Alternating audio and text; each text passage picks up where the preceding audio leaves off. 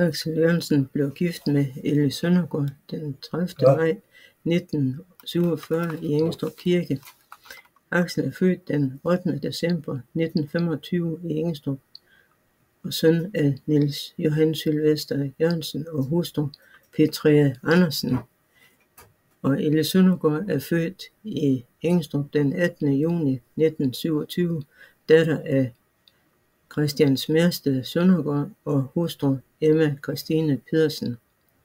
Aksel Jørgensen boede sammen med sin hustru Elly på Tværgade 16, indtil de i 1956 byggede hus på Brøslevej 2.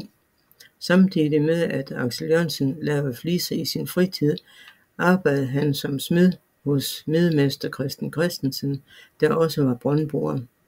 Aksel Jørgensen startede med at lave fliser og lignende i garagen eller laden i købmandsgården, hvor hans forældre boede.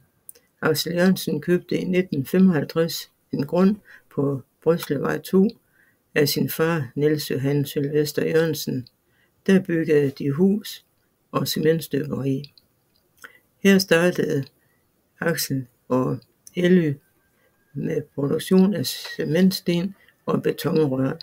Produktionen af betonvarer var i starten af 1956 et manuelt arbejde, da det skete med skovl og trillebør. Sønnerne Leif og Søren har lige fra tidlige barneår hjulpet med arbejde i cementstøberiet. Det var en naturlig ting for dem at deltage i arbejde, når skolegangen var slut. Derved fik de et tydeligt indblik i de forskellige arbejdsprocesser med at lave fliser, kloakrør og andre emner, der blev lavet på cementfabrikken.